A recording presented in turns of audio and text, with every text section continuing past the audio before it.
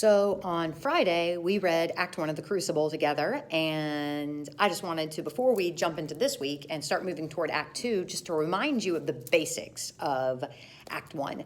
So we have at the beginning a girl who can't wake up, and we learn that there's at least one other girl who can't wake up, right? And I say can't wake up because I think we can all agree and we know that they're all fine.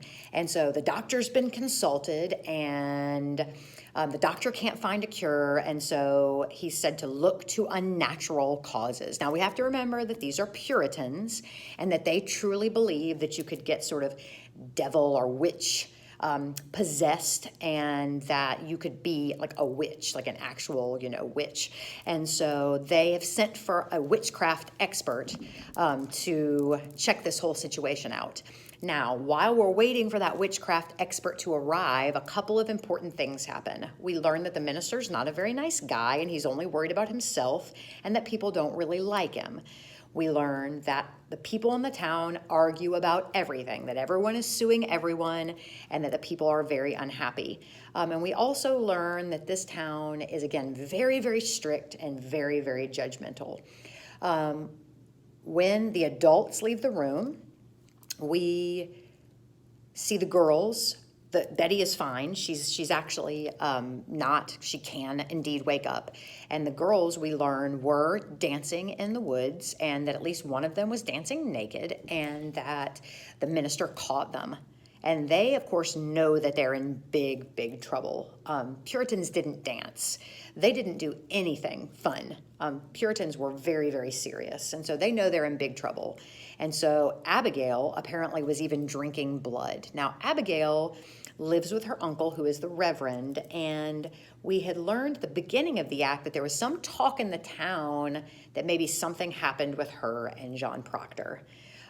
That, of course, is confirmed by us in Act 1 when John Proctor enters and he has a moment to talk with her alone, and we learn that they indeed had a sexual relationship, even though he was married and is a good deal older, and that is why his wife found out and fired her, and so that is why she was asked to leave the house.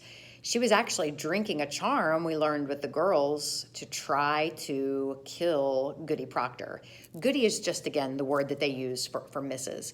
So the bottom line is there is a lot of stuff happening underground in this town, like a lot of drama between these people. Everybody kind of hates everybody. And there was this affair that happened and it had been hidden.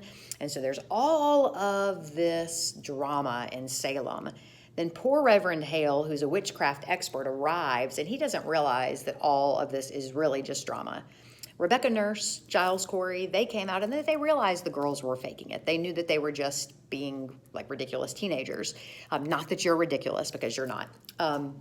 They knew that they were being ridiculous teenagers, but Reverend Hale arrives into this crazy scene, and he really believes that he is a witchcraft expert. He's not just a quack. He has books, he's studied, he's learned. Like, to him, this is an art. And I know that seems kind of funny probably to a lot of you now, because we think of that as like the supernatural and not like something that you could study. But in the Puritan times, they really believed this. So he's like a doctor of witchcraft. And so he comes and starts examining the girls and asking leading questions. And what we realize is the girls see a way out. They realize that if they will blame other people, that they will not be in trouble anymore, and that these other people will be in trouble instead. So at the end of the act, we see them just yelling out every name that the adults have suggested. And there's so much drama in the town, right? You have this poor slave character who's being scapegoated. You have this woman whose babies have been dying, and she's looking for a reason that her babies have died. You have the minister who nobody likes and people are always trying to sue him for his house and things like that. You have all of these cantankerous old characters who are always fighting about their property and suing each other. And so the real truth is that Salem is dysfunctional. These people live a dysfunctional life. Not that they're being possessed by the devil. They're just being possessed by humanity. But these girls are, and the people in society are looking for someone easy to blame.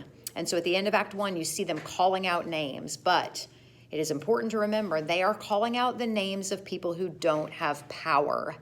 The people that the girls yelled out at the end were all people that the adults had already mentioned. So there was no risk in calling out those names, right?